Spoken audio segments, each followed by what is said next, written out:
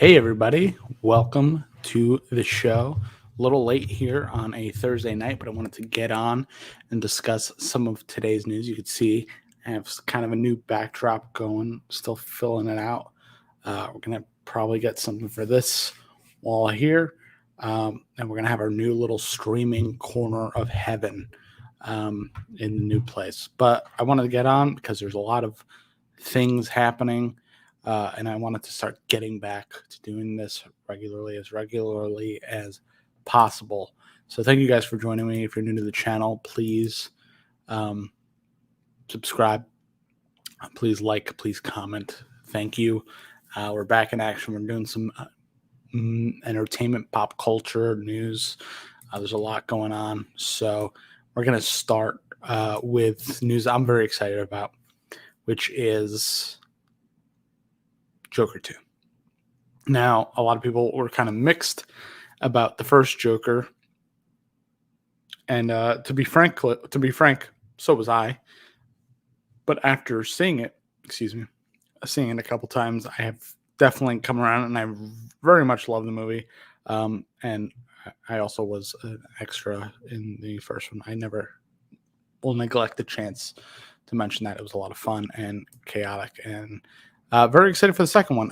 So it has an official release date. It is October 10th, 2024, or October 4th, 2024. I mean, Joker Folie et Deux is the title. And Lady Gaga and all the social media accounts tweeted this out. I don't want to see that. Tweeted this out. So let's take a look. It has some music. See a little Joaquin Phoenix Joker dance in there. Oh. And we're stuck loading. Gaga. There you go. So we have the official release date for Joker 2. Now, I don't know what people's thoughts are so far. I don't think a lot of people expected it to be a musical. I haven't been able to really talk about it yet on this channel. But I'm excited. It seems like they're going to do something interesting with it. It's not just going to be a direct sequel. I am a fan of musicals to a degree, so I think this is pretty interesting. I'm curious what they're going to do. If it's just going to be kind of American standards, I wonder what kind of mix they're going to get. Obviously, I mean, I think Lady Gaga's playing Harley Quinn or somebody similar. But I mean, Todd Phillips is coming back. They wrote it. They finished it. Obviously, Joaquin is coming back. Lady Gaga, I don't know yet. I'm not crazy about her as an actor, but she's only gotten better over time. So, might surprise me and everybody. And obviously, she has a great singing voice. Love her as a musician, that's for sure. So, Joker 2 coming October 4th, 2024. I'm pretty excited for it. I think that's around the same time that the first one came out. It's going to be, I don't think we've had a comic book movie musical yet. I don't think we've gotten that yet. I think we've had music in comic book movies. I think we've had like some songs, but I don't think we've had a full-on comic book movie musical, and I think Joker is the perfect character to do that with. Joker is a very musical character. He is, in most of the recent forms of Joker, he's been very sing-songy. Definitely in the animated series. Definitely even in the games, like the Arkham games. There's, one part of the game in particular, an Arkham Knight, where he sings a song. But I always remember Joker, growing up, Joker singing. So it does make sense to me. It makes sense that it's a musical. I like the idea. I like that we're going to see this Joker in this kind of thing where he's not just being kind of the Joker. I mean, I'm sure that we're going to get that, but we're going to see it more like, I don't know, musical, obviously, Joker, which is really cool.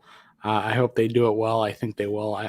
If it's still mostly in the style of the first one with kind of over the top musical elements, I think it'll do great. It's going to do great either way, but I'm just curious to see how they actually pull it off.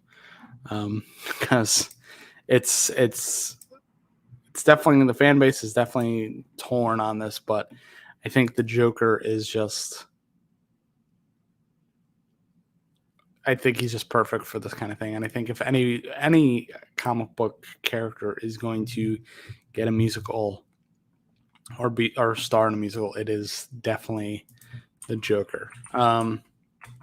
So I kind of want to cover a couple things here because there's a lot going on in the entertainment space, and including a lot going on with HBO Max. I'm going to bring it back up here. This is a Variety article. HBO Max Discovery Plus to merge into single streaming platform starting in summer 2023. So it's not taking long for the Discovery team that is now Warner Brothers Discovery to start making big changes. Obviously, the other day we talked about Batgirl being axed, and they actually kind of decide. They kind of give you some information in another article. Variety's been pretty much on top of this, but it seems like they're going in a completely different direction than what the previous Warner team has decided to go. And they're making some big changes, and a lot of people are not, they're not looking forward to it, but still very early. We don't know what their plan is per se. Obviously, they want to go back to focusing on big budget blockbuster theater things. So they're making that very clear. They're making that very clear. I still think it is unwise to just axe movies, to just get rid of them from existence, basically, or hide them. Again, still might be a PR stunt, but I think it's just a strange move on the part of Warner Brothers Discovery, which is still weird to say. Here's some quick stats, kind of their expectations for the next couple of years. They're not giving up on streaming. They're just really reprioritizing what they want. They're getting rid of a lot of stuff on HBO Max. I don't think they're renewing a lot of their contracts. It's just a very strange time for streaming. Seems like there's a lot of big shifts happening because I think a lot of streaming services are seeing a drop off, and I think a lot of these companies that are starting streaming services, because HBO Max is still relatively new, are scared by what's happening at Netflix, where the huge user base is dropping off. Obviously, people have more options now than they have ever before. Netflix was kind of, besides it was Netflix or Hulu for a very long time, there was a lot of smaller streaming platforms, but now there's competition, and now Netflix is feeling that competition. But it's possible that the thread is already has been pulled too thin, and there are too many streaming platforms, and none of them are seeing the numbers that they want, because it's so democratized and everybody's picking maybe two or three that they want to support, and that's pretty much it. Not everybody's going to have every streaming service. Some people do, but I think the average person is going to pick a hand, again, two or three, and that's what they're going to stick with. And obviously, Disney is doing super well. And Netflix is still doing pretty well, but they're seeing steep drop-offs. Cameron is here. Hey, hello. So I think what we're seeing here is there's going to be a lot of reshuffling in these spaces. I know on Twitter there was a lot of people really driving home the importance of physical media, and obviously behind me you can see I'm a big fan of physical media still. A lot of things you can see the Family Guy DVDs that I've had since I was basically a teenager. I'm a big fan of physical media. I think people should own the things they truly love. I think that's a good way to not only support the thing, but I think owning it saves you from people like these new, reshufflings or acquisitions taking things away or not even putting things out, not making things available. So then media gets lost. And I know this is a big discussion, especially in the game industry now. And I keep up with a lot of the conversations in that space of old games that were not properly archived or saved anywhere being lost, old codes and stuff like that being lost because they just weren't archived properly. Not that anybody even thought to do that back in the day, which is a part of the problem, but people are more aware of this now. There's a lot of people archiving things, going back, finding things, uploading code. There's even talk of like torrenting and emulators being kind of the unlikely heroes of archival or archiving media. A lot of old video games some can only be found through emulators that people upload as free to play. Obviously, not advocating for emulators, but if there are big multi-million companies not archiving things properly, then people are going to do it themselves, and they're going to do it in ways that big corporations do not appreciate. Hopefully, they don't get in trouble, but I'm glad they're doing it on one hand because I think somebody has to do it, and I think I even talked to somebody on Twitter the other day saying somebody out there is probably recording streaming shows on a DVD or a Blu-ray or even a VHS so they could share it with like an older relative who doesn't have like streaming services, and maybe they still just have a VCR or at least a DVD player or one of those combo things that everybody seemed to have for a while. Somebody's doing archival work and they might not even realize it, which is important. I think that's the bigger conversation here with seeing all this reshuffling and taking things away and not knowing if things are ever going to come out. It's concerning, especially because I think if the thing is made, people should have access to it, especially if it costs millions of dollars and it took months out of people's lives working on it. And people, especially in the entertainment industry, rely on these kind of jobs to get the next job and so forth. So it kind of sucks that they're just shelving a lot of these properties or even taking some away from these streaming services. And I've even had digital assets or digital movies I purchased disappear after I purchased them or redeemed the code. It's a very shaky kind of ground with digital stuff. So I'm a big advocate for physical media. I know it takes up space, but I think it's worth having at least your favorite stuff, buying a physical version if you can.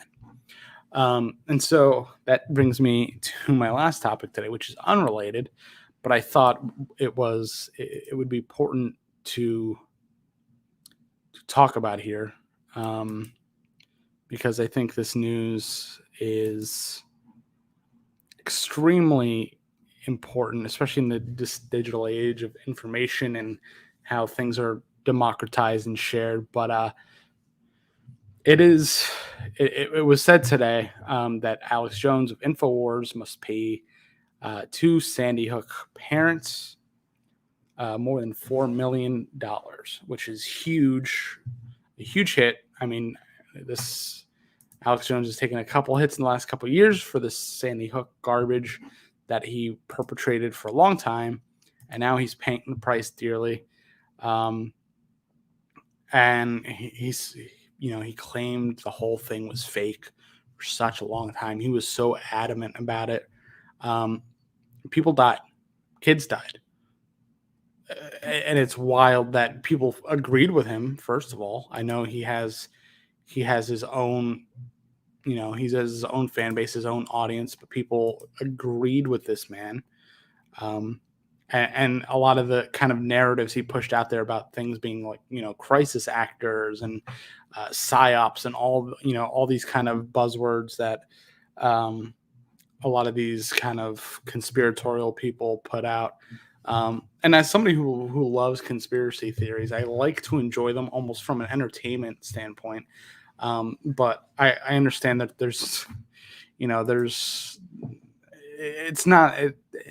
there are, in a lot of the cases with these conspiracies, there's a lot of loose ends.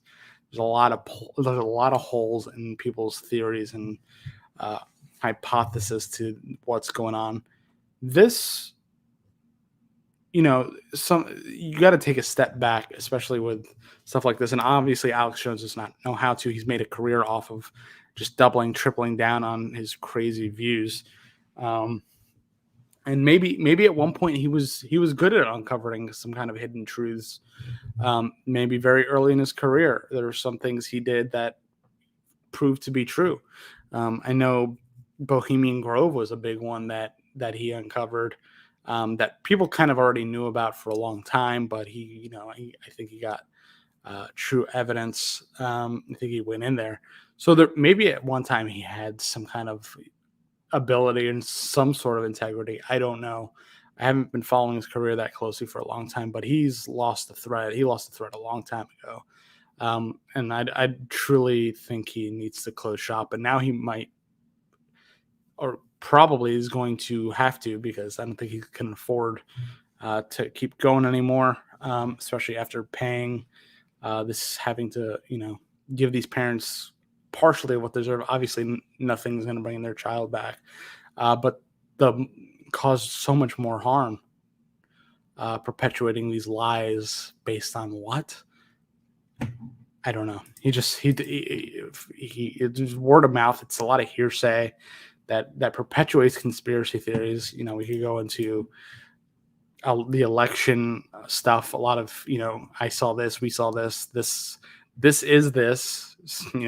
People saying things are definitively something that where they don't have all the perspectives, or at least with the election, people say, "Oh, we saw them putting, stuffing ballots into boxes or changing things," and a lot of the times it turned out not true. But I'm not going to go there, even though I kind of already went there. But I'm glad these parents are going to get something. I think somebody like Alex Jones really needs to get what's coming to. I think it's just a matter of time. Karmic retribution for what he said. I'm sure it's caused a lot of ripple effects, harm to people. There's a lot of people that lost family, lost children, and this guy's saying it didn't happen, just completely trying to erase it or making it seem like it's some kind of show that was put on just to create outrage. I don't know. At this point, I don't exactly remember what his logic was, but he flat out kept saying it just wasn't real. But he's getting what he deserves now. I think this is some real justice that's happening. Obviously, you can't bring anybody back. Let's see. Here's what one of the mothers said. "I am a mother first and foremost. I know that your father, my son, existed." Said Scarlett Lewis, the mother of 6-year-old Jesse Lewis, who was gunned down along with 25 other children, school staffers in 2012. Sandy Hook. That was a decade ago already, and he's only getting this done now. "You're still on your show implying that I'm an actress, that I'm deep state," she continued, "and I don't understand. Truth is so vital to our world." Yeah, I mean, he's still pretty much pushing this. He definitely doesn't believe that it wasn't real. He still pretty much believes that it was faked. Neil Haslin, "I can't even describe the last 9.5 years." Haslin told the jury, "The living hell that I and others have to endure because of the recklessness and negligence of Alex Jones." It's just wild to me that somebody like that has so much influence. Jones said on the witness stand that, "I never intentionally tried to hurt you. I never even said that your name until the case came to court." He also said that he had eventually acknowledged the school massacre was real, not fake. He described himself as an opinionated pundit protected by the First Amendment and portrayed the defamation trial as a kangaroo court trying to silence free speech in America. So he's still on his soapbox. He's not really learning anything. He thinks he's just being kind of taken down by the deep state. I mean, I don't know where it really ends with him. This is not somebody who just He's going to, claim First Amendment. He's going to keep doubling, tripling down on what he believes. He's going to say what he has to say to get through, to get through the next day. And then that's it. And then there's a whole thing with cell phone messages that totally, screws him. But I'm not even going to get to that because it's just a joke. He's a joke of a person. I don't know how people still listen to that man. I truly don't. Besides pure entertainment, but I wouldn't even give him my energy or my attention, especially because he profits off of it to an extent. So I don't know. There's a lot going on these days, kids. So I kind of want to get back and talking a little bit of fluff, a little bit of entertainment news, a little bit of stuff happening in our world. Kind of give a good mix, open up a conversation to talk about all the things we love and all the things that make us feel like we're going crazy, because the world feels a little crazy now. But there's we got to find a good balance, and I kind of want to do that going forward with the show. Talk about a lot of good stuff, talk about some of the weird stuff, and we need more balance. So thank you guys for joining me. I know there's a couple people hanging out. I really appreciate you guys being here. If you're new to the channel, please subscribe. We're still trying to reformat the show. I am in my new space studio. I'll probably be doing shows kind of later at night, but they might be kind of more in this format of a little bit of everything, a little fun news, a little bit of crazy stuff going on in the world. So we're going to try to mix it up. But thank you guys for watching. I'm going to leave it there. Thank you for tuning in. Hope everybody has a good night and a good weekend. I'd like to get a schedule going for the channel going forward, but we're still a lot of things still need to be worked out. But happy to be doing this thing more regularly again. And I'll talk to everybody very soon. Have a good night. See you later.